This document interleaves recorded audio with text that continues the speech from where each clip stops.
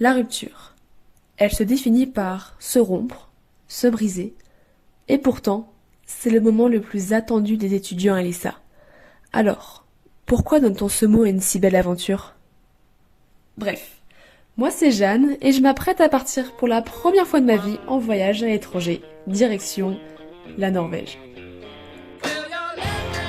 Accompagnée de ma fidèle partenaire de crime Noémie, nous nous envolons en direction d'Oslo le 31 mai où nous y restons pour le week-end. Mais contre toute attente, 2 jours à Oslo ce n'est pas de tout repos. Entre fraude de train, problèmes de logement, bières beaucoup trop chères pour ce qu'elles sont, et des gros problèmes de communication, l'aventure commence fort.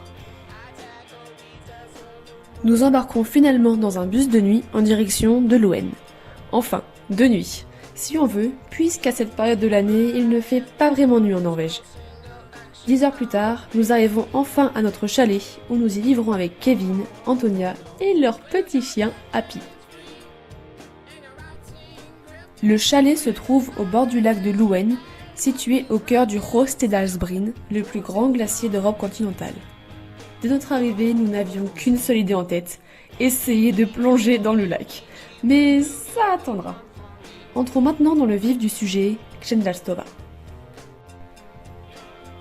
C'est le petit café d'Ingvill et Janove, situé au bout du lac et à 2 pas du Kshendalsbreen, l'un des glaciers de la vallée.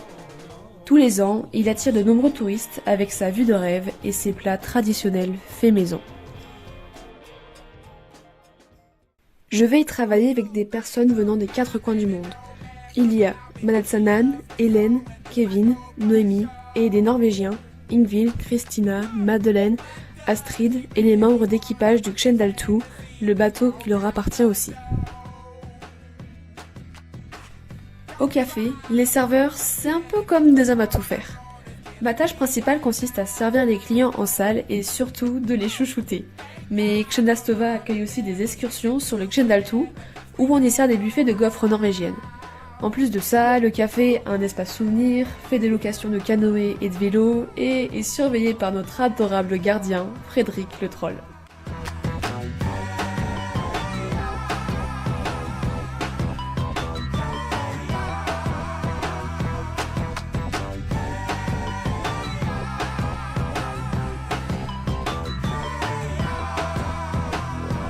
Parfois, je me rends aussi en excursion afin de traduire les guides pour des groupes de Français allant au café, même si j'avoue que parfois la traduction était un peu bancale.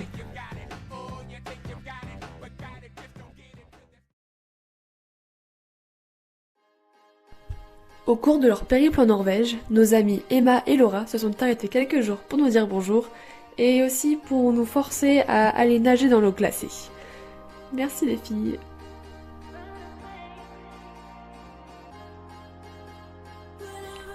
J'ai l'impression de vivre dans un rêve, mais dans la réalité, tout ne peut pas être parfait.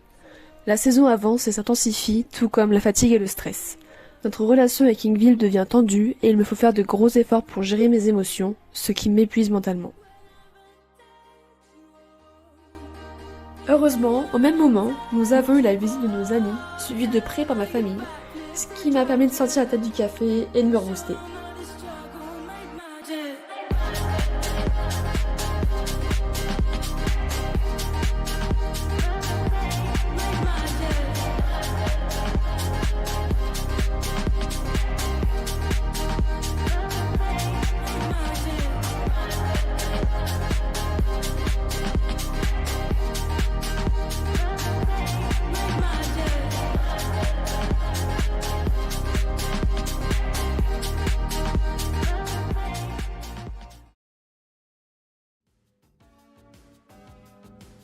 Il est maintenant temps pour nous de partir vers de nouveaux horizons, à Loen, où je travaille en tant qu'aide cuisinière dans un grand hôtel. Mon job, c'est de préparer et de servir le buffet du soir de l'hôtel. C'est assez différent du café, l'hôtel est immense et je suis seule à mon poste.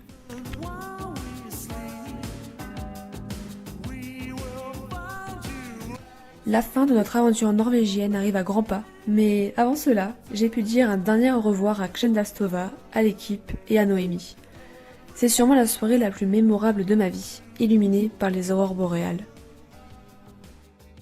Il me reste une semaine en Norvège et je compte bien en profiter. Je me lance alors le défi de faire la Via Ferrata de Loen, la pire et la meilleure expérience de ma vie.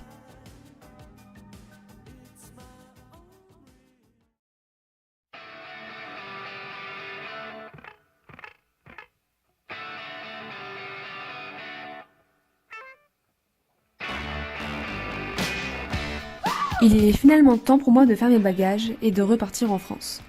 Mais avant cela, un petit arrêt à Bergen s'impose. À ce moment du voyage, je n'ai qu'une seule idée en tête. Devrais-je rester en Norvège ou est-ce que je devrais explorer de nouveaux horizons? Ne sachant pas prendre de décision, j'ai décidé de faire appel à un ami. Et roulement de tambour, c'est finalement sur la Slovénie que mon choix s'est porté.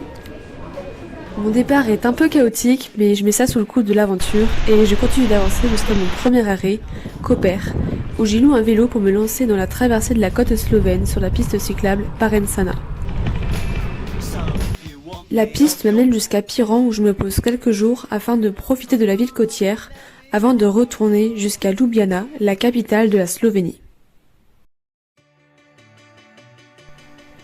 Quand tout d'un coup, une vieille connaissance refait surface. Noémie est de retour dans l'aventure.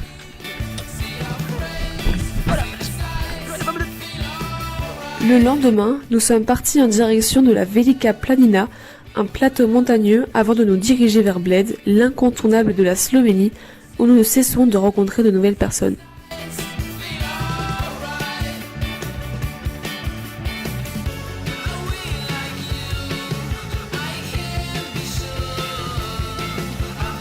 Notre chemin nous mène jusqu'à Bovec, au parc du Triglav.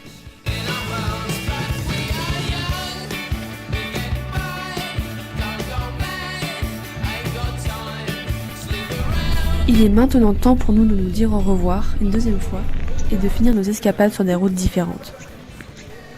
De mon côté, je décide sur un coup de tête de quitter la Slovénie pour rejoindre Budapest après avoir échangé avec de nombreuses personnes qui en revenaient. Et c'est un véritable coup de cœur, autant pour la ville que pour les personnes que j'y rencontre.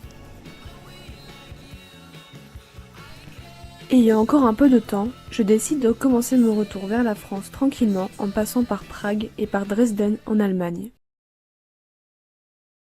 Au cours de ces voyages, j'ai l'impression qu'une autre facette du monde s'est ouverte à moi, un monde qui m'était encore inconnu. Je commence à comprendre doucement le sens caché derrière le mot rupture.